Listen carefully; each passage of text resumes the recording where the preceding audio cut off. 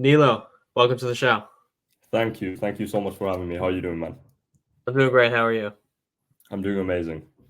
Hey, pleasure to have you here. So, what are some concepts you think we can start to introduce into our lives and grow upon that will really optimize our health and just our well-being? I think probably one of the first things that comes to mind when you ask that question is the fact that a lot of people don't actually treat their body as something that I heard as a machine of outputs and inputs. And I think that's kind of a formula of looking at it that takes much of the short-term pleasure-sided thinking out of it, as in not how do I enjoy this, but what do the actual components of my physical being think about this. Like anyone who's, for example, followed Brian Johnson, the blueprint guy who spends 5 million a year on health optimization, all this stuff, you can hear him thinking about, like, in his journals or in his videos, what does my liver think about this? I've heard him say that multiple times out loud. And I think that mindset of, okay, you have health choices, but people try and balance that with lifestyle. To me, that's a dumb question because those two are one and the same. If you Hmm. are actually living a congruent life and you're making that your priority, then your lifestyle does not conflict with your health, because is the goal of your lifestyle to live a shorter lifespan? Like, is that what you're really trying to do? Like, in my opinion, those should be one and the same. So not thinking about it as something limited, but thinking about it as in I'm empowering myself to literally feel better and be longer on this earth. If you approach it from that mindset, it becomes abundantly clear and everybody knows what health is. Just putting it out there. Like, if you actually ask people, okay, smoking, no smoking, just pick one. It's really not hard. McDonald's or the broccoli. When people say I don't know how to eat healthy, I say bullshit. Like, yes, you do, bro. It's really not that hard. Everyone knows what it is. We refuse to do it because it's difficult, or we've been conditioned against it from childhood. Advertisers blasting us in our face with, "You want this, you need this." Like, it's programming. It's all programming because fundamentally we do know, and when there's no excuses, only action remains. That's a hard quote too. I like that. Yes, I love that. Yeah, I mean, it's to your point exactly. Everybody knows what health is. Everyone, generally speaking, knows what you have to do and what you shouldn't eat and what you shouldn't do with your body.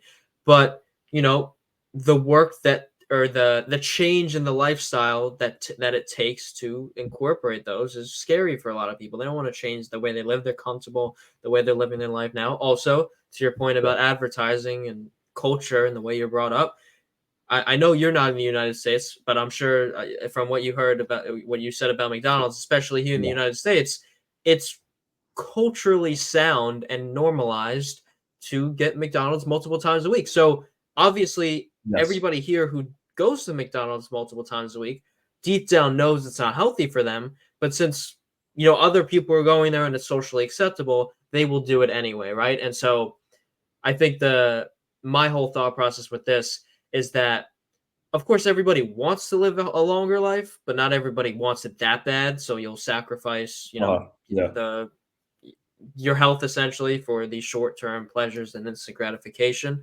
And people begin to see the detriments to their health not too far down the line. Maybe it's less than a decade. Some people it's a decade. I mean, people my age like to think that there's absolutely no consequence to getting absolutely blackout wasted 4 times a week. And That's it's an like, amazing example. That's you an know, amazing example, man.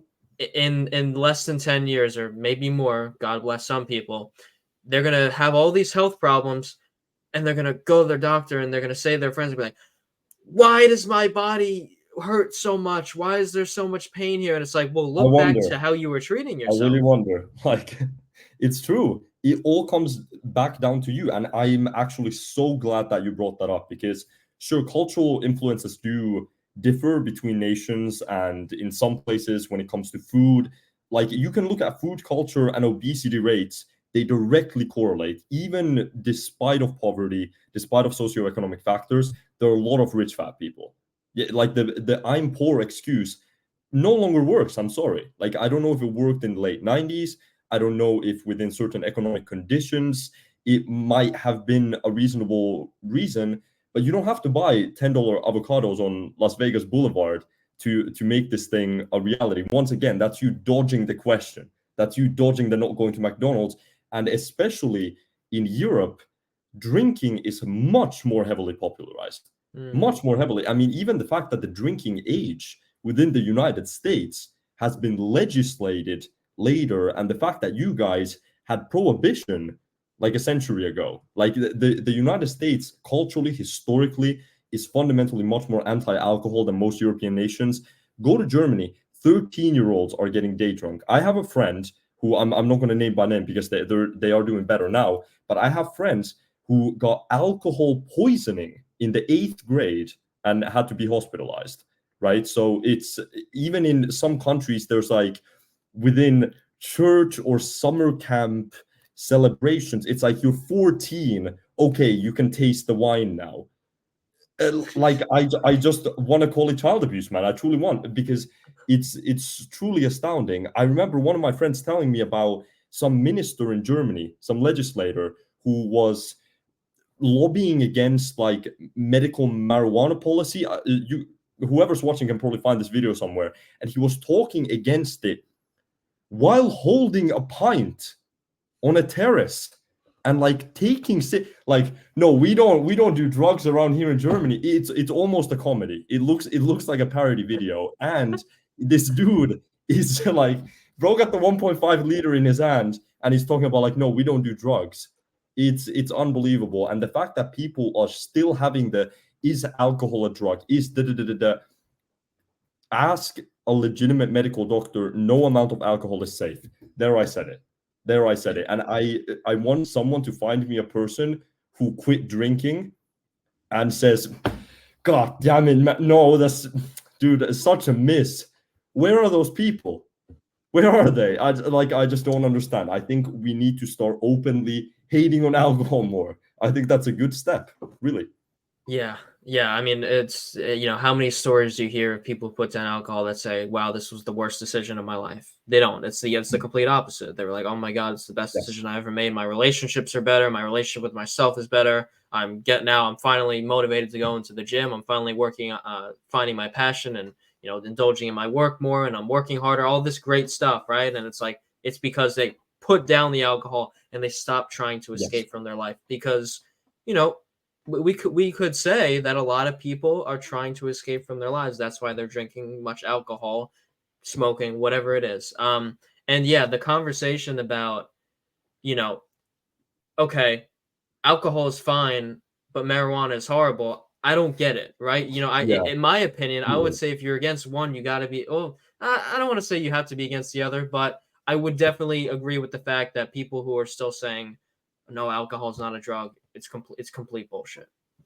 Yeah, truly. And I think where that discussion kind of, you can start picking sides, is the fact that marijuana actually has medical properties. It has legitimate applications where it can help people to a certain degree. Drinking alcohol has no medical applications. Like that's not a thing. You can rub it on a wound. It's not meant to be injected. And the crazy thing is, and I'm going to plug this, by the way, anyone on YouTube right now, if you want to just understand diet and you want to understand health, look up a lecture from 2011, I believe, at the University of California, called Fat Chance 2.0.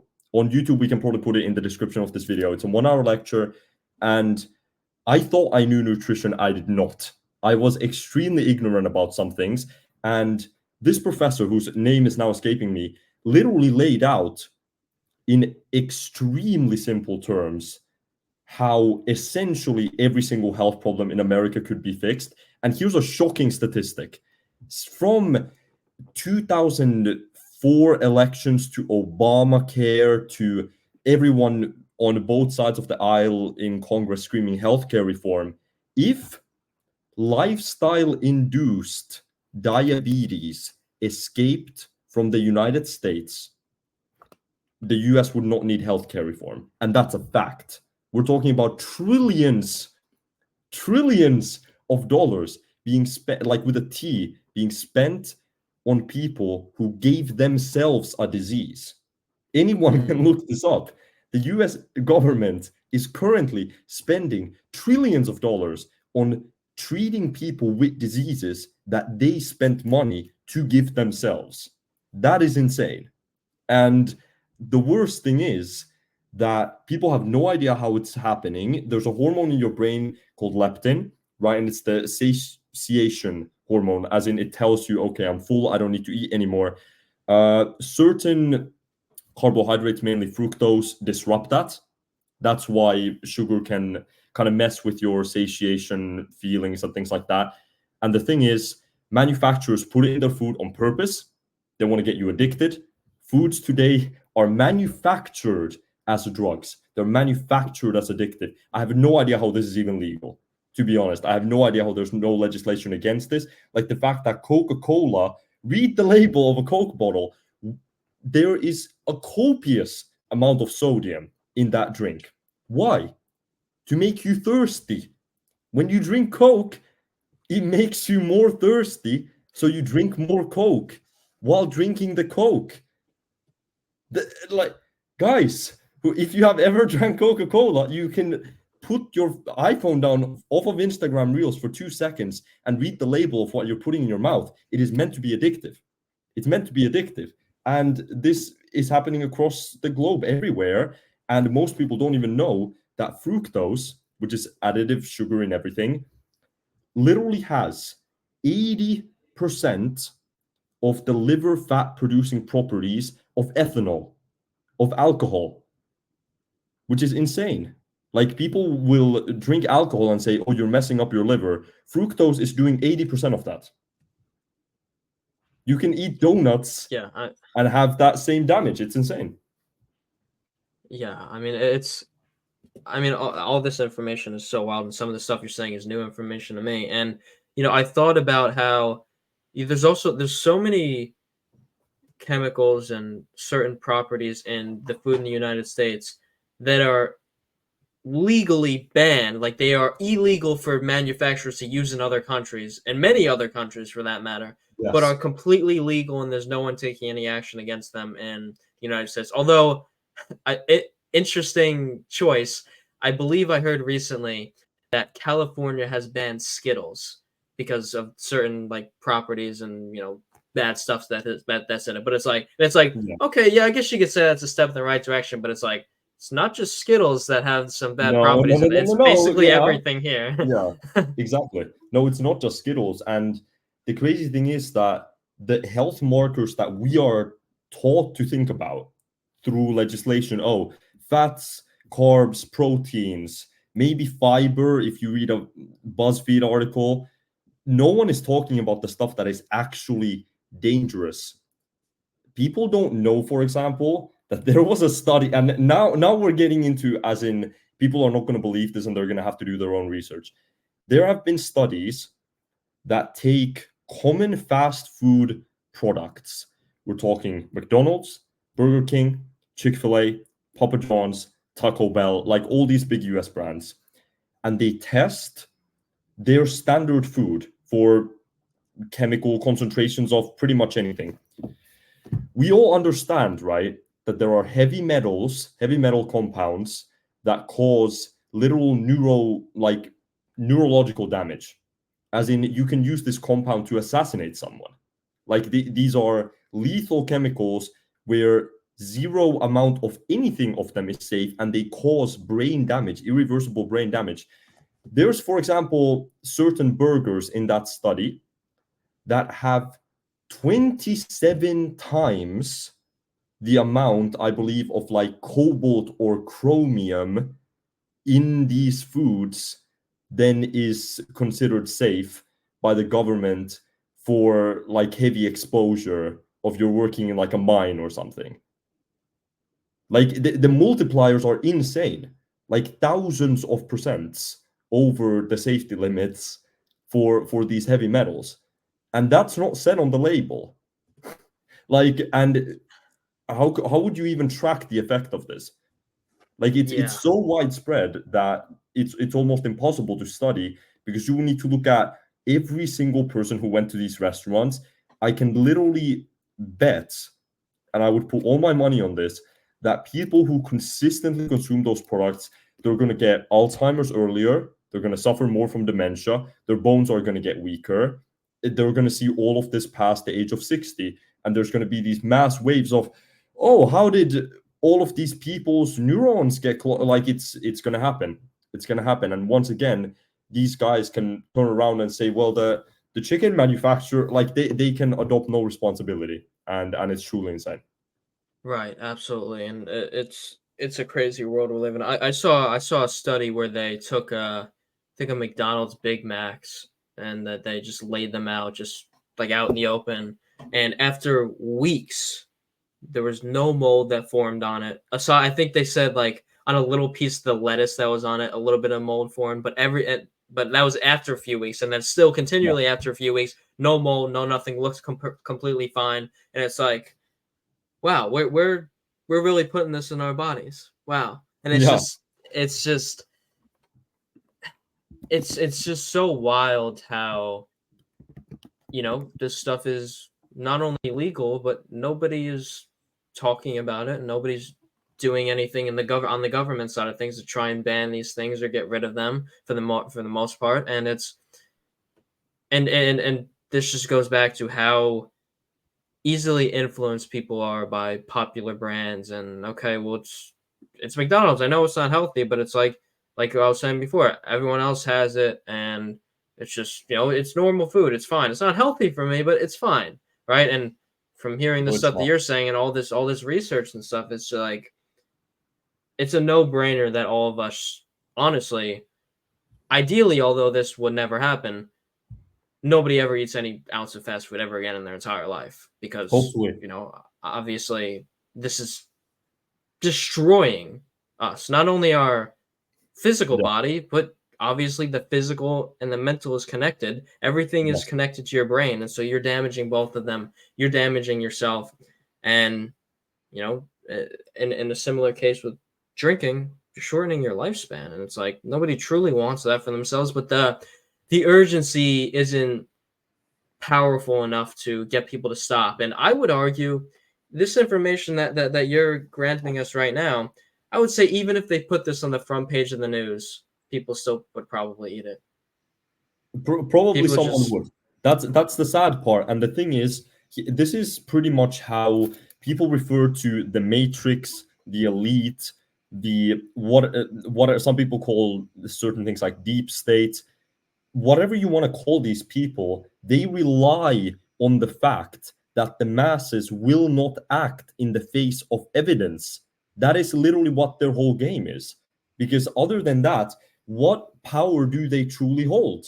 Like, I remember certain California like legislators in 2021 saying in a Congress meeting, we cannot enforce these mask mandates. So please comply. That they literally said that, like, if people decide to not follow this, we cannot enforce it. Go some people back, do, like this yeah. is all on YouTube. You can look it up. The only way that they can keep pulling this bullshit is if people keep buying, and this applies to everything, even the way that this stuff is, the way that the crops are actually farmed. Glyphosate, the most common pesticide used in the world, that a lot of people want banned because of the horrible effects that it has been shown to have on humans. And then they play the quantity gimmick of, oh well, the quantity amount is only so low. There was a study that took organic strawberries, put them in a press. The juice from the strawberries is high enough in pesticide content that you can use it to spray new strawberries. Did everybody hear that? The juice that you are drinking is high enough in the pesticide that the juice can be used as pesticide, and it's effective. And I just saw an interview of one of these guys pushing golden rice or something, who was talking about, yeah, no, it's people try and commit suicide with glyphosate all the time and they fail. And the interviewer brought him a glass of glyphosate because he said, I will drink a glass of glyphosate if you hand me one. And he was like, really? He was like, yeah, it's absolutely safe for humans. And he bought him a glass and he left the show because he knows his fucking life was in danger inhaling that shit on the table. He left the show. It's You truly cannot even mess with these cronies. The only way to protect yourself is to raise your income, is to employ your own means, is to get out of these mainstream systems that force this on you, and to truly do your own research is the only way to move forward. And we haven't even talked about, and this is for the men mainly, endocrine disruptors. Like, why has breast cancer increased 400% in a few decades? Why has testicular cancer gone up? It was some insane amount. Don't quote me on this, but I think 800% increase, 8x in a certain type of cancer. That is not natural.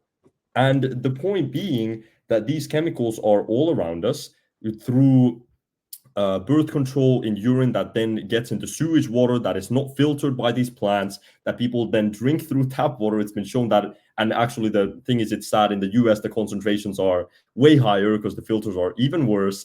In tap water, you now have EDP, you have these different endocrine disruptors that have been shown to lower testosterone levels. And the insane thing is, it's literally, just want to put my hands on my face. Now 90% of human umbilical cords have EDP. 90% of human umbilical cords, guys, have this. They have endocrine disruptors. Like, human boys are born with lower testosterone and like smaller adrenal glands every year. It's insane. This is literally affecting unborn children because the parents, the mother especially, keeps like exposing herself to this stuff. It's insane. It's absolutely insane. Like, think about the kids, guys. At least if you want to have children, which is the majority of people, please don't force your kid to have genetic defects. Like, please. That's, I don't know, if that doesn't motivate you to get your shit together, I don't know what will. Yeah. I mean, there's so many, not only with the foods, but pharmaceuticals and all this stuff that it's, they're labeled as side effects, right? But I heard someone say once, and I completely agree with it, they're not side effects. They're just effects. Like, they're not side effects. It's just, they're just effects, right? And it's like, you see on all the, I don't watch TV anymore, but when I did, you see all these commercials, people advertising, different medications and stuff for all people. I also heard that advertising medication is only an American thing. It's illegal in like every other part of the world. So you probably haven't seen it. I did not see that ever. Yeah. Even in childhood, I have never seen like medication advertising for anything, or if it is, it's like basic headache medication, and at the bottom in such small text that you have to get this close to the TV, there's like a list of 200 side effects. It's like that should be blasted big on the screen. If there's like, I remember I saw a video of someone zooming in on it and like reading it, and it's like, possible chance of stroke. Like, bro, it's my guy. You are, and then they can say, because legally they have to say it, they just put in such fucking tiny text that no one can even read. They can be like, it was on the screen, you knew this whole time. Nobody fucking reads it. Okay. No one knew. It's insane. Yeah. And it's like the birth control pills, for example. I mean, it's like, the general concept of that is like, okay, well, no, you can have more sexual access and not have to worry about getting pregnant for a woman. Okay. Well, yeah, that's cool. But have you seen what this is doing to people? I mean, this is going to sound wild. So everyone's going to have to do their own research when you hear this. There have been, there's something that might be sound more understandable on the general scene is that, a lot of the times there's so many different hormonal changes and effects going on within, a woman's body when they take certain birth control pills that, they'll be attracted to their boyfriend or their partner at this moment, and then they get off of birth control and they're just suddenly not attracted to them at all. Or they start to become attracted to people that they would have never been attracted to before if they weren't on it. And then when they get off, they think that person is disgusting, etc. So there's all this weird neurological, psychological stuff going on throughout your body and your mind that is obviously, you can't say that's healthy. And then this is the part that's gonna sound iffy to everyone. So you have to do your own research. But there's been research studies that women have quite literally started to become attracted to their own sex because they've been on birth control for a certain period of time. And it's like, I heard that, and I heard I can't remember the exact psychologist or researcher who did it, so I'll have to go find that again. But it's like Whoa, when I heard that, I was like, whoa, that's wild, right? And it's like that's insane. nobody would ever think about that. That's insane. That's true. That's truly crazy. I've heard the partner on off thing. I have seen a ton of data around that of just self-reporting, but the full like androgynous, yeah, that's crazy. Yeah, That is truly insane. If there's data around that, then not knowing that information is truly makes you inept to make these decisions. And the crazy thing right, is that there are now, and I'm not ringing the alarm bell on this because I haven't seen the full data, but there are people now who are saying that human fertility, or the fertility of boy children especially, is going to come to an end at some point. Because if you, for example, take EPP, right? Like, or any kind of endocrine disrupting chemical, right? They had a study on this where they take frogs, or no, actually, this was on fish. So you take fish in a tank, you put in the endocrine disruptor, you have the fish in that tank for a few days or a week. Then you take the fish out of that tank. So this is short-term exposure. You take the fish out of the tank, you put them in distilled water, right? Zero chemical effects. And now you just let them live in that water, right? Huge tank, natural environment, you let them live. Out of the second generation of fish, 50% are fertile. Out of the third generation of fish, 25% are fertile. And out of the fourth generation of fish, 0% are fertile, and they all die. wow, And currently, infertility rates in humans have been going up for decades. Less and less and less people are fertile in humans. Do people seriously not understand how grave of a statement that is for that number to even increase at, I don't know, 1% per year? That means extinction in that amount of years. That like that will truly make you lose sleep. Infertility is going up. It's lifestyle induced. It's obesity is high, and these chemical effects. Yeah, it's a problem we need to address. 50%, 60%. If that number gets to 80%, there's going to be like an apocalypse. Truly. yeah, Like I think, imagine if that number would be 95%. The government would be like taking the people who are fertile, forcing them to have kids in a lab somewhere.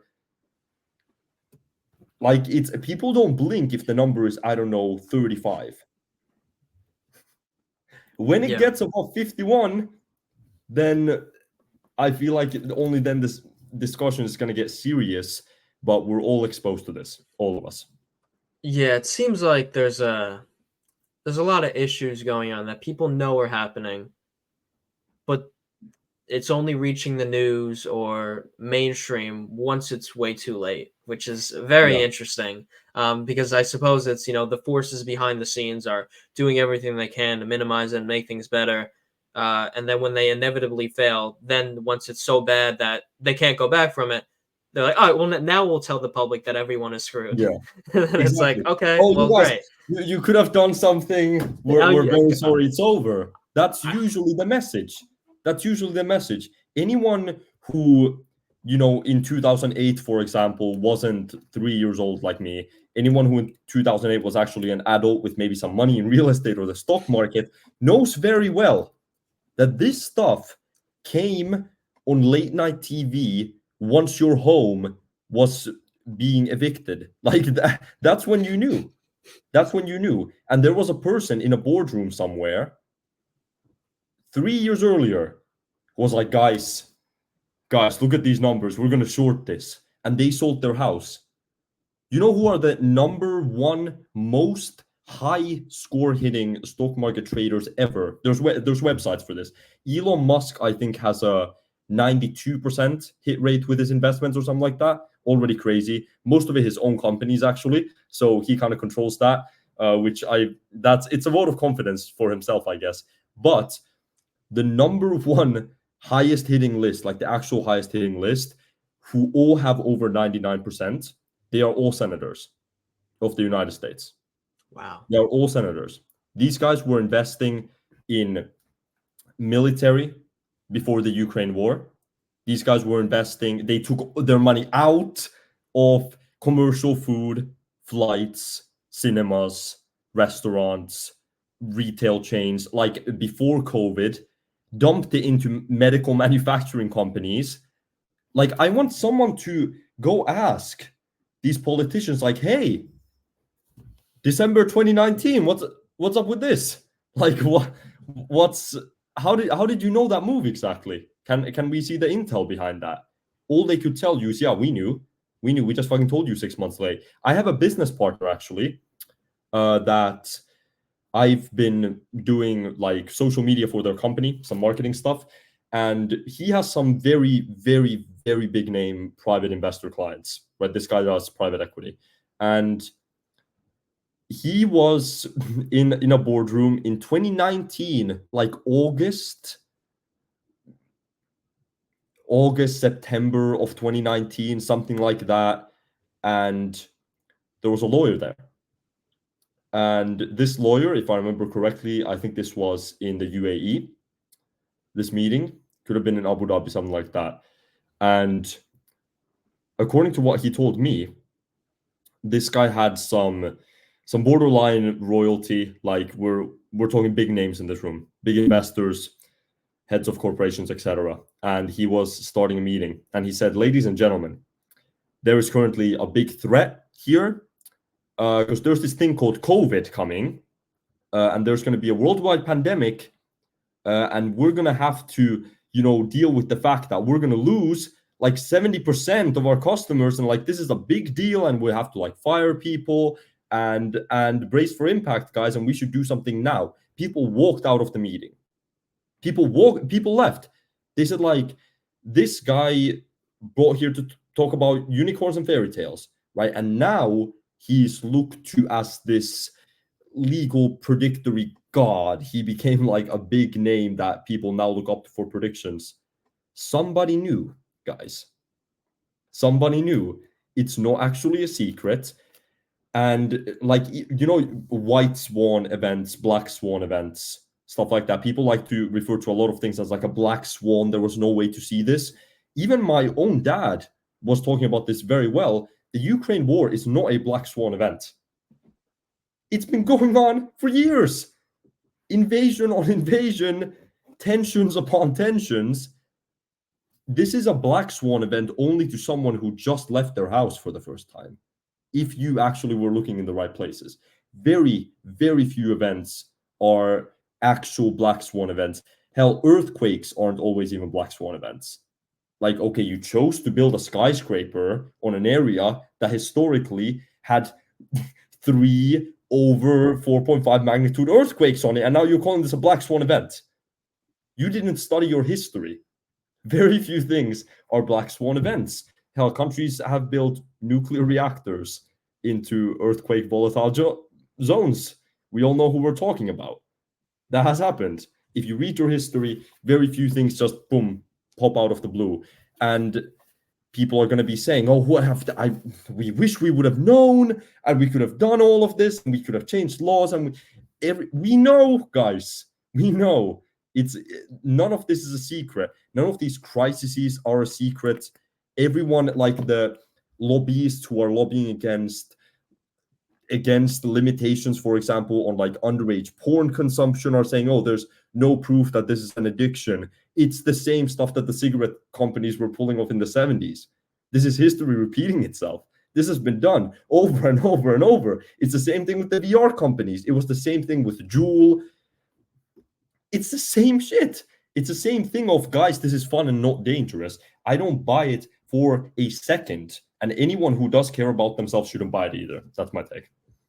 Yeah, I mean, the world is a very interesting place, and there's a lot of stuff that's, just going on behind closed doors that we may never know, but is something big that's going to happen, and maybe, an event's going to happen after you and I are gone. But, it's been been aware of by certain individuals for maybe years upon years, maybe even decades, right? Yes. And it's wild to think about. I want to move a little bit into, so applying everything to your mindset. You're talking about the white swan and the black swan events. It's like some things happen in the world that people aren't in control of. A lot of stuff happens sometimes as a result of things people already knew or predicted Yeah. were going to happen or whatever, right? And I think this also applies a lot to our mindset that we have on life and how we view ourselves in the world. And you could phrase it as creating your own reality, right? And Yes. so how much of a so I have this belief that we have almost all of self-control over, how our reality dictates itself. Now, we might not always be aware of it, but there's a lot of stuff going on that we may cause that happens in our reality that we're like, oh, well, it's because that person said that, but in reality, it might have been something you did or you thought a thought that you had that might have plagued your existence, and now it's creating things in your mind because the power of your subconscious mind, your brain doesn't care or know about the difference between what's wrong or right or what's good and what's bad. Whatever you feed your brain amplifies it. You feed your brain Yes. positive stuff, positive messages, uh, you know, positive affirmations. That's what it creates more of. That's not to say you'll never Yes. have anything negative happen to you, but it creates more of that. Whereas on the flip side, is what most of us are doing, is plaguing our minds with negative thoughts, limiting beliefs, the world is Yes. out to get me, everything sucks, and so that's Yeah. manifesting itself in this outer reality, which sounds like a woo-woo concept, but it's not that difficult to understand when you notice that you're thinking negative all the time and your life is shit. No, it's not woo woo until you've been on both sides of the fence. That's all I would Mm, say. Like it's woo woo while your life is shit and you're doing nothing about it and you're complaining and it's someone else's fault. That's when it's all woo woo, right? And I would say that you can be woo woo broke all you like. Like that's as blank of a statement as that is.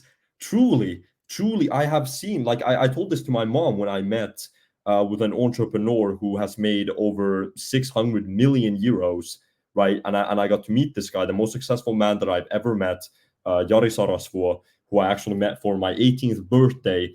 I didn't get like physical stuff. I got a chance to meet this guy. That was my present for my 18th birthday, and it was invaluable. Truly, like the more than I would take that over 10 grand for a present easily. Shout out to my dad, Iska mä rakastan sua, because that was amazing. That was truly amazing. And I told, I think it was my mom talking about that conversation we had, that I've now gained the superhuman ability to shake a man's hand and tell who he is.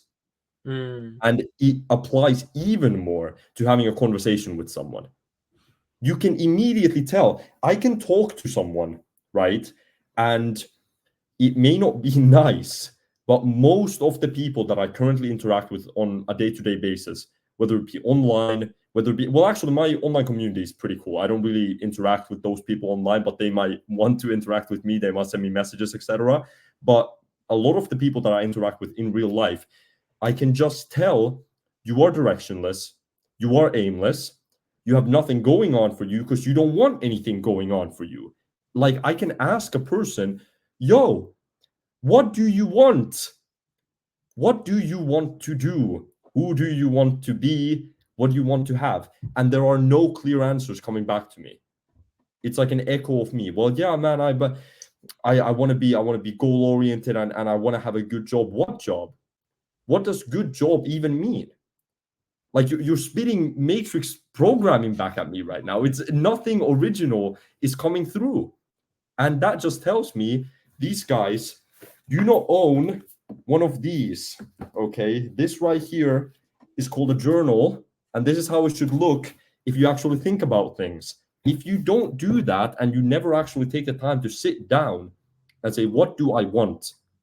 Not what my mom told me to want. Not what my friends said, you should really want this, man. This is good for you. No, what do you actually want?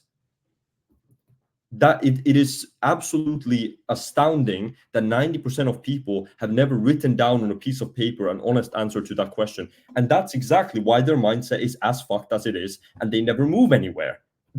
Plain and simple, man. Plain and simple. How can you ever expect to hit a target that you cannot see? I think it is far better to aim for a pretty shit target and work towards it than to have no target and still try. The target isn't even the main point, it's having one.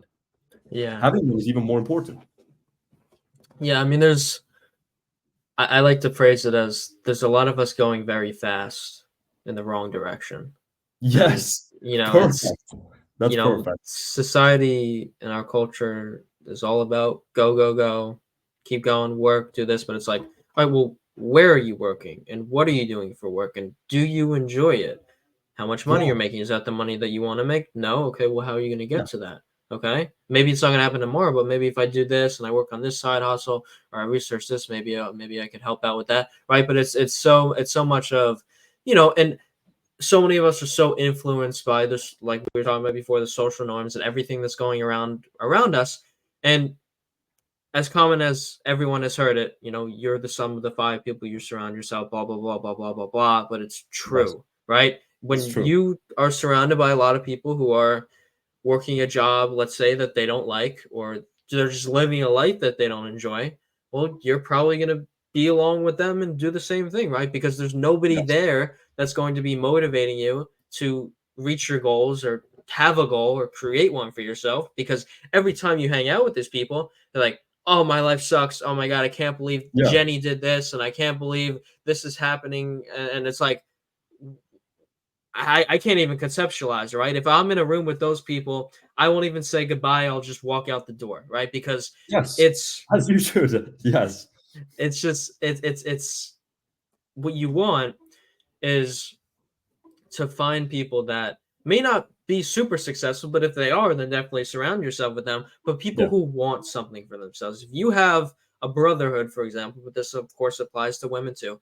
If you have a brotherhood of three, four, five, six plus guys who may not have everything together, but they all want to have it together. Now that is a very, very powerful group to be in because you guys will help stack each other and you'll go up together and it will just be a absolutely beautiful journey. But yes, those people occasionally are sometimes hard to come by. And you know, for the time being, you may have to be doing things by yourself. But I would also say that it's only temporary. Once you keep working on yourself, you keep going for your goals and creating them for yourself and doing what you want to do with your life and working towards some sort of success, whatever that means to you, you're naturally going to attract those types of people into your life. And I've seen that firsthand because the first year and a half, probably maybe even more of me just starting self development and making my life a better place. I had nobody. I was completely on my own. My friends who I told about it told me I was stupid and they laughed in my face. And then 2 years down the line, up until full now, circle, all coming back. That's what yeah, I'm talking about. yeah. Exactly. Yes, it's you could not have described it any better. I mean, I think in Harvard did a study on this, right? There's the Harvard happiness study, the 80 year where they track people from like the age of pretty much 0 to 80. And I think they actually had two US presidents in that study by Mm, complete chance, who ended up then becoming presidents, just babies picked at the hospital. And the most important factor for happiness is quality relationships. And the most important factor for success is your reference group. It is the social group that programs you. That is the single most, according to science, the single most important factor. Because if you are in that solid brotherhood, that solid reference group, how could you possibly go against that programming? Like I'm telling people, don't resist your programming, just reprogram, guys. Just reprogram. There's no point of you in your current fucked up state sitting in your bedroom thinking like, I'm worth it. I'm worth it. Like, no, no, no. Put something new in there. Put something new in there. There's no point trying to like run an eraser over all this stuff that you've done to yourself and the backtrack that you've now done with all these steps in the wrong direction. you don't need to like slug your feet and try to like, okay, let me walk backwards. No, you need to turn the fuck around. Like you need to start doing something different, not undoing your current. That's not how that works. You can't like negative action yourself. You need to pick a new direction and you need to go there. That's the only way to move. And I mean, with the community that I run, the inner circle, that was the exact reason that I did it. I mean, I used to charge people $800 per month for business coaching, and that was a successful business. Then me and my brother turned that into what's now a company, the inner circle. And it's exactly the reason why I went into the line of work as an entrepreneur that I did. I mean, we have this is probably the coolest guy that I like to reference that I've ever worked with, who was actually the first member of the inner circle. He's 16 years of age. And anybody, Jordan, shout out to you, Jordan. He's currently on track to reach $1 million a year in profit. Like, what more do I have to say? This is what this stuff does. And this guy flips cars. That's what he does. Like he buys cars, tunes them up, sells them for a profit out of his garage. That's not complicated. That's not complicated. And he is already now making like 15K a month, I believe, and he's been doing it for like a month. It's like truly, if you think about the margins of that, how much you have to sell like 4 really shit cars maybe to make that in a month, and then you roll up to the more luxury stuff. You make that per car now, and then you buy a warehouse and you hire a few mechanics, and there it is. It's truly not that complicated. I mean, I understand that people have no idea how to make money, how to do proper wealth creation. That's why we have the company that we have, to empower people to do that. But I'm telling you, even if you decide to not talk to me or talk to Bradley or join the inner circle or join any kind of community, I'm telling you, it's not that complicated. Like YouTube exists, guys. YouTube exists. Unless you literally do not own a Wi-Fi modem, then I don't want to hear about I don't know how to make money. Seriously. Like it's not that deep. Take some action and actually put your mind to it. And that's what I find so astounding about all this mindset talk. And I'm really happy that you said about the building your own reality topic around this as well, because I feel like so many people are stuck in this idea that you can be normal in this process. That you can, because what does normal mean? Let's define this. Normal is the box, the shelter that you have created around other people's perception that runs directly with the social programming that has been inputted into your brain since you've been on this earth. That's what normal means. It means accepted. It means normalized. We've talked about a few things on this podcast so far, which I think are super important, that are entirely normalized. They are normal. I actually think normal is an insult at this point. If someone calls me normal, I'm like, no, I'm not normal. What are you talking about? No, absolutely fucking no, I'm not normal. I'm an 18-year-old business owner who like refuses to spend time around negative people and reads books and wakes up at 6 a.m. I am far from fucking normal. And so should you. Like, that should be something you embrace. If you tell standard people your plans, which don't even do that, honestly, at this point, there was a great saying that speaking is letting air out of the tire. Like you are a tire and you're letting air out. Don't let air out the tire, dude. You need that tire to run. So don't do that in the first place. Don't tell your big dreams to small-minded people, but you have to understand that their approval or understanding of where you are trying to go means that you will end up like them. The only people resonating with what you are trying to do should be people who have done things that you admire. If not, then you got to change your direction. Seriously. Like then you know that you're heading in the wrong place. And you got to get used to that. You have to get used to being a corny guy so you can be a corny millionaire. There, I said it. Truly. You have to get used to being corny. You have to get used to being weird.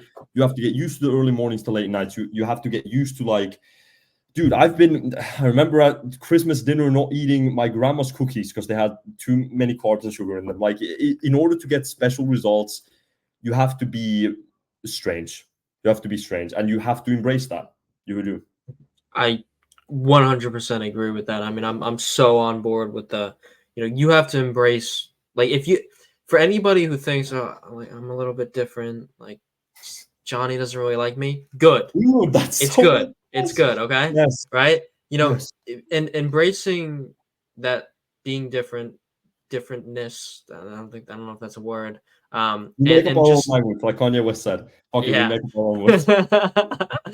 So just being different and embracing your weirdness and your quirks or just other aspects that aren't normal, right? This is good, and not only for business in that, but also just building relationships with people. I mean, I was making the point Yes, on conversation with some the other day that people like people that are different. Like when I mean, maybe my mind works a little bit different, but I think this is generally speaking. If I meet 10 people and 9 of them are all seem like they're the same person in a different body, which is a normal occurrence that I come yes, across, especially yes. among people my age Literally. when I go to Oh my god, universities so and much. colleges near me. It's like, I hey, this is Yeah, well, it doesn't really matter what your name is because you're kind of the same person. But anyway, yeah. You can ask if them a I question, meet it's the same answer. You can ask them a right, question, it's the same answer. You've probably seen yeah, this a billion times. yeah, and so you meet 10 people total, 9 of them are the same, and the one person that's a little bit different, whether it's in a massive way or just a small way, they're the ones that are interesting to you and they're the ones that you want to spend time with and get to know, right? And so different, in my opinion, different equals interesting, interesting equals good. Normal, I don't want to say normal always equals bad, but normal equals normal, and normal is okay. You're normal, and Yeah, right. That's no disrespect to people who are living normal lives. You could say, but you know, people who are different. You know, you people are attracted to those types of people. And so my whole yes. point with bringing this up is if you're different in any way, shape, or form, embrace that. Go deeper into it. Some people are gonna make fun of you. Some people are gonna find it, a great trait about you and think you're really cool for it. And it's like embrace your weirdness. I mean, for example, at the time of us recording this, I did a gig with my band last night, and when I I saw play that. I saw drums, that.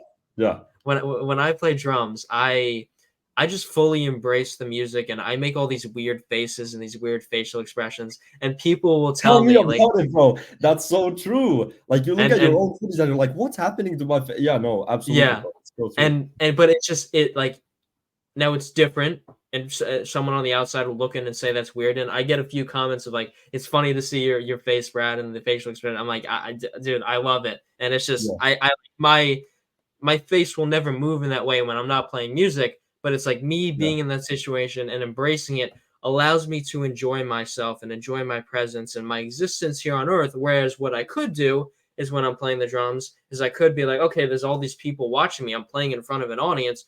Let me make sure I keep a straight face and I don't do anything weird. But no, I'm yeah. just up there embracing myself. And so this is applies to everyone, any type of person, any area of life. Embrace, just like I just said, embrace your weirdness and just embrace being authentic, because that's what gets people to like you. And even more importantly, you being authentic will allow you to actually know yourself. Therefore, you will actually like yourself, because there's a lot of people who don't like themselves. And I would argue that a big reason as to why so many of us don't like ourselves because we don't even know who we are. Almost nothing to, bro. Yes, yes. I think it's so crazy that people are so detached from their authentic, true identities that telling them to be themselves is actually useless advice. This is something that I've heard from like day game coaches as well, people who do any sort of like social human psychology, is they've understood that right now, if I tell you to be yourself and you think you are being yourself, you're not being yourself. Like you need to first teach yourself how to even be yourself. Like Yeah. let's say a guy who has terrible approach anxiety, can't talk to women. This guy goes out and is himself. He is not his true authentic self because of the limitations and the programming of that fear. So he has to first overcome the fear. And the guy who has done 2,000 approaches and is used to the nightlife, you can tell that guy, bro, be yourself, and he's going to rock it. The other guy, not so much. That's the issue, is that we've been conditioned so hard into certain beliefs that we're now like a fish that doesn't see water. Hmm. It's so insane, and you can feel it sort of in your throat, in your stomach, in your head. You can feel the anxiety that is programmed into you, and this Yes. is usually comes with socialization, age 4, 5, 6, 7. You can remember in second grade when you raise your hand when the teacher asks something, what's 30 plus 30, and you say 50, and then Timmy behind you laughs at you, right? And now, what does your primal brain think at age 6? Oh my God, this classroom is the world, obviously, because I cannot comprehend anything outside of this. So I am now being laughed at by like 5% of the human race behind me, right? And what happens if this tribe kicks me out? Well, a saber-toothed tiger is obviously going to eat me and I'm going to die. So in an adolescent brain, Timmy laughing at you is the same as staring at a lion about to eat you. We have that same hunter-gatherer brain.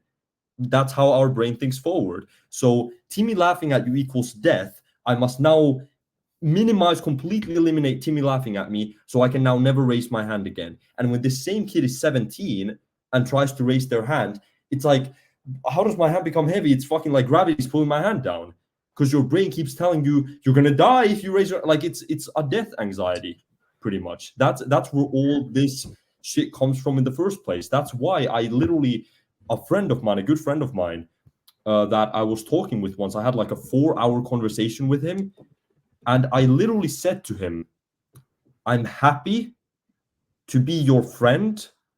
I think you're great, and I'm happy that you're here with me.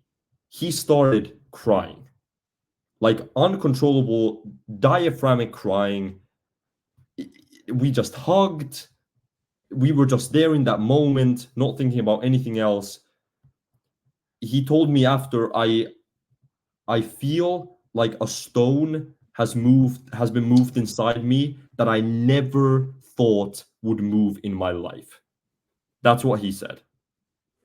And I thought, bro, these are the first 15 seconds of your life that you're being real. You literally live inside of a self-constructed prison. And you just put your foot on the grass on the other side of the door for the first time ever.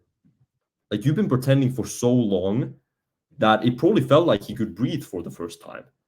And I think so many people can relate to that. Yeah. You are not real because you are afraid. And almost everyone but the Buddha obviously is afraid to some extent. But overcoming that is it's powerful beyond belief. It's powerful beyond belief to care a lot less. To care a lot less and to actually embrace who you are. Like I've made videos about this in the past. I'm not ashamed to say that I used to be like super socially anxious. I'm not afraid to say that I used to be skinny as fuck. There could, in a future edit of this video, there can be like a picture on the screen and everyone will agree. I'm not ashamed of the fact that I used to have a porn addiction. I'm not ashamed of any of this shit. This is what made me who I am today. And anyone who refuses to talk about those skeletons is not shoving them further in the closet. Yeah. Truly. Like, there's no person that can honestly say, oh, yeah, I haven't gone through some shit. No man on this Yep. earth is like, I have no trauma. Really? Really? The fact that you say that means it's pretty fucking deep rooted because you Yeah. refuse to talk about it. It's Yeah. true. Brilliant points. Yeah. And something I just thought about, and in that situation with your friend, it's like, how many men and young men have just never been told, like, never been given a compliment of any degree. And it's like, Yes. you say one thing Yes. and they, break down because, it's a foreign concept to have a man be given a compliment, right? And so I was also thinking just now, normal people aren't actually really normal. They're conditioned to be normal, but they're not actually normal because they have all these deep, you know, things they're dealing with or beliefs about the world that they're just not confident enough to say to anyone. But everybody, this is my thing. Like that example that I gave, the 10 people I met, and only one of them was interesting to me. those other 9 people, if they actually opened up and they actually said what Yes. they believe and what their Yes. life is actually about, I Yes. would find them interesting. But everybody's putting on this mask to try and They be like hide it. everyone else Yes. because they want to fit in. And so nobody gets to know who they really are. And, they suffer for that. You suffer by not ever, being granted the social connections that you could if you just told someone about what your life is actually like, or maybe you could have been in a relationship with that girl if you said, hey, this is what I'm actually interested in, and just all these different connections and Yeah. positive experiences in your life that you could have had if you were just open. And by Yeah. open, I don't Yeah. mean you have to open about your traumas to every single person that you come across. I'm not saying Yeah. that. Just Yeah. opening up about just general stuff in your life and just that other people can connect with. Yes. And that people can Yes. help each other with. But it's like it's so much Yes. of, and then the few times where people will open up about something, it'll be in the sense of, okay, life sucks, and it's just complaining about it, It's right? And then complaining. the other person Boom. comes back and they say, Yeah. oh yeah, my life sucks too, and you just go back and forth. Yeah, our lives suck. It's. You just I complain swear, it's about a everything bonding thing. together. It's a bonding thing. Like people It will. is. Misery loves company, right? That's how the saying Mm, goes. As in, yes. you are going to attract so many unhappy people through your unhappy actions and behavior and thoughts. You really like people who once again will make this into like they'll dismiss most of this energy stuff, this attraction stuff, as like spiritual hoo-ha. All I can say is I truly feel sorry for the people who have the inability to harness this power because they can never live it. No one can honestly say that they don't feel the energy between people, right? When you walk into a room, you don't have to say a word. People call it vibe, aura. He has a feel about it. Like so many weird misconstrued words. We all know what it is. We've all felt it forever. Oh, that guy seems creepy. What do you mean? You haven't spoken to him. How does he seem fucking creepy? Oh, I just, the way he walks and like he glanced at me.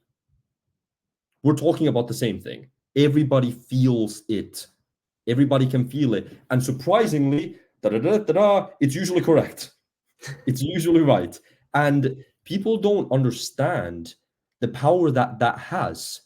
Like, let me drop a bomb on you right now, and you should make a video about this or something when you find this study. There was a study where they took essentially like a 2 meter by 2 meter, like a 4 foot perimeter, and took this robot that has a random number generator inside of it that tells it to turn left or right. And it just spends like bumping into the wall sometimes.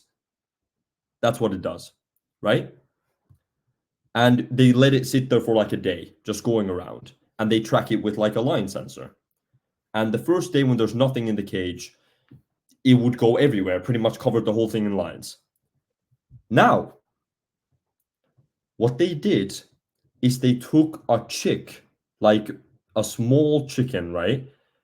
And they let it bond with the robot, thinking that the robot is its mom, right? So, like, the robot is like moving around and they get the chick to bond with the robot. And now the chick is following the robot around, right? Just animalistic, intrinsic, instinctive. I have to stay with this robot. This is my mom. I need it to survive. They let that happen for some time. Now, they take the chick and on like a corner of the perimeter, they put it in this small glass kind of box, the chick, where for it's so small it has room to move around, but for like 30 centimeters by 30 centimeters, a very small part of it. Do you know what happened when they released the robot? And this is once again a random number generator inside this robot, turns completely randomly right and left. This robot, which had the exact same code in it, just kept going around the glass box. That mathematically makes no sense. That should be a mathematical impossibility. It does not make sense. And yet, this robot was consistently disproportionately going towards this glass box all the time. No comment. That's all I'm gonna say. Yeah, That's all I'm gonna say. it's the energy. And everything, just everything in reality is this energy, whether we want to acknowledge it or not. But like you said, it's a feeling. People feel it, and you can ignore that feeling, but you still have the feeling, and you Yeah, still have an instinct that exactly. it's there. And there's also like how limiting beliefs plague us, or Yes. certain boxes.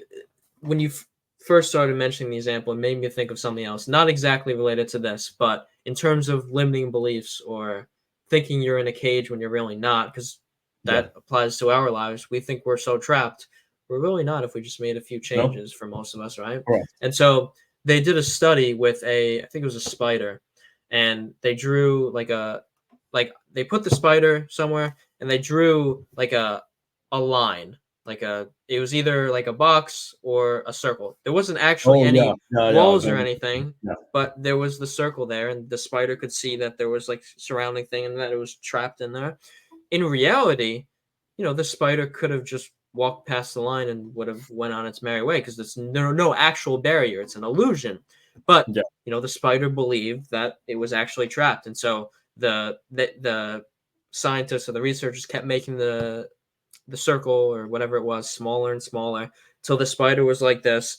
And then accidentally, it was so small that the spider couldn't even fit in it anymore. One of its legs like tripped over and went on the other side. And then at that point, the spider realized, okay, I'm not actually trapped. And then, it went on its merry way. It started walking around. And then the scientists or the researchers again Yeah. drew the circle around it. But the spider could never be trapped again. And it was since it broke out the first time. And so this applies to so many areas of life. It's like Wow. once you could apply this to, once you know the truth, once you've realized this, etc., you can never go back to how you were before. And it's like, your mind just, when you have certain realizations about life, your mind flips in a way where it can quite literally never be reversed. It's like, I have this thorough belief that, I suffered from depression. I was diagnosed with it a few years ago. And when I was going through it, everything was horrible. And, I got to this point, and, I now, how much I developed and how much knowledge about the world and life that I've gained, I genuinely believe that my mind is incapable of going back to that state, no matter what happens in my life. And so I it's, think I you're think right. there's certain truths and certain realizations about reality that flip your brain, and you're changed forever, whether you want to or not. 'Cause sometimes you might have Yeah. a realization where it's Yeah. like, Yeah. oh shit, Very. this is going on. I don't want to know about this. Ignorance is bliss. Well, too bad. Now you know, and you can't unsee it. Exactly. You can never go back. And that, dude, that spider study example is perhaps the greatest metaphor I've ever heard. Because that one foot over the line, right? That is seeing your bicep vein for the first time. That's that first PayPal notification. That's reaching 100 followers. That's anything. And then you can never be trapped again. Like, and the thing is, we don't even know why we oftentimes in ignorance force this on other people too, and why other people seem to actively want to hurt us in this energetic way without thinking, well, I don't think they're a bad person, so why do they want to crush me?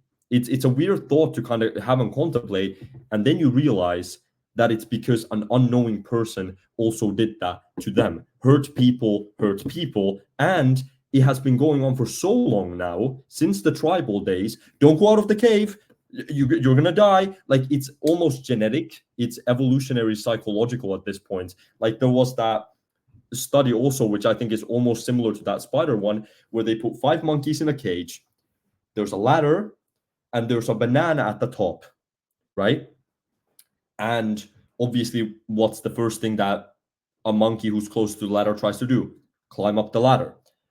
As soon as the monkey climbs up, they take a cold water hose and they hose down all the monkeys, right? And then the monkeys are like, what the fuck? And then they try it again and they get hosed again. And soon the monkeys learn not to climb up this ladder, right? And then when some of the monkeys, like, okay, the researcher's not looking and try to climb up, you know what the monkeys do? They drag the monkey down. because they now learned that they all get hosed. So they would like violently fight with the monkey. They start like physically hurting each other to not go to the ladder. Someone even walks close to the ladder, people are like slinging this guy. And then they start doing something very interesting. Number one, they stop the potential of the hosing. As in now, any monkey could climb up and take the banana. They're no longer hosing anyone. And they take one monkey out and they replace it with a new monkey who's never learned of the rules. Now, what's the first thing that monkey tries to do? Climb up the ladder. And all the other monkeys jump this guy, beat him up. And it's like, what the fuck was that? And then he never tries it again. And what happens the second time? When they take another one out and they put another one back in, you know what happens? The first monkey who got jumped jumps the second one without knowing why. He's never even seen the hose. He just knows that, oh, the monkey who climbs, we jump him. Okay. And now the monkey who was never hosed and who does not know why they are doing it is like savagely beating up this other monkey who doesn't know. And what they do is they replace them one by one until it's all monkeys who have never been hosed, and they're still conditioned. They're still conditioned. No one ever saw the actual bad thing. They don't know why. This is why you can ask people, what do you feel about this? What's like a classic example? How do you feel about Andrew Tate? That's a nice provocative one. How do you feel about Andrew Tate? Well, I don't really like him. He's kind of misogynistic. Okay, well, what don't you like that, he has said? Like, what do you think the misogynist is? You don't know, do you? Someone told you to hate him. You're a monkey. You're literally a monkey in a cage with bananas. Like, you don't know why you hate certain things. You don't know why you hate the rich. What the fuck have the rich ever done to you?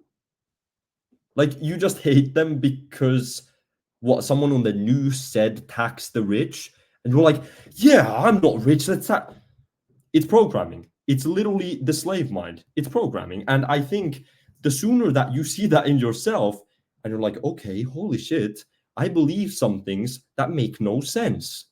I believe that my mind can just be infiltrated by some magical stuff because another person said something and now I'm sad and I need pills for it.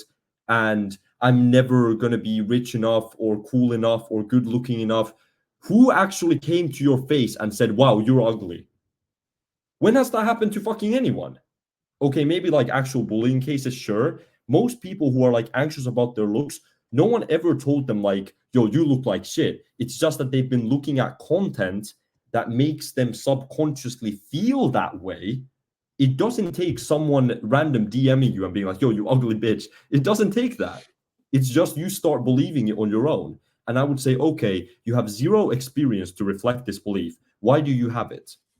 And here's a great way to test this. If you are about to do an action or you hold a belief, if you cannot concisely articulate and write down why it is beneficial to you, then don't do it and don't believe it. If you can, in words, in writing, articulate why it is a good idea, then do it. That's honestly a great test for any belief or any action. What do I benefit from alcohol? Write it down then, if it's so obvious. Oh yeah, I'm having fun, man. Okay, tell me how. How are you having fun? Tell me. I'm all ears. Man. No, I don't know. Tell me. And then all of a sudden, it's like you run out of reasons, right? Do that with anything, and you'll very quickly realize that you do a bunch of shit that is extremely stupid and makes no sense because someone else told you that you are stupid if you don't do it. Yep, the social programming. Niilo, appreciate you coming on the show today. This has been a phenomenal conversation. Absolutely. It's been phenomenal, man. Look, everybody, I want you to support this man. It was truly an honor to be on Bradley's podcast today. And if the future is graceful to us, then maybe one day I shall be on again. Truly appreciate you, man. 100%. Thank you for the kind words. Niilo, where can people check out your social media, your business, all that great stuff? The main place that I'm posting right now would be X. just at Niilo Backman, all lowercase. That's all my social media where you can find me. And hey, if you're actually looking to take some of this stuff serious, if you actually want to try and reach some of these upper echelons of masculine excellence and you want to start learning about actual proper wealth creation in the 21st century, then me or my brother will take you for an interview to see if you're a good fit for the inner circle. Looking forward to it. Thank you. Beautiful. We'll catch you guys in the next one. Thanks for tuning in. Thank you.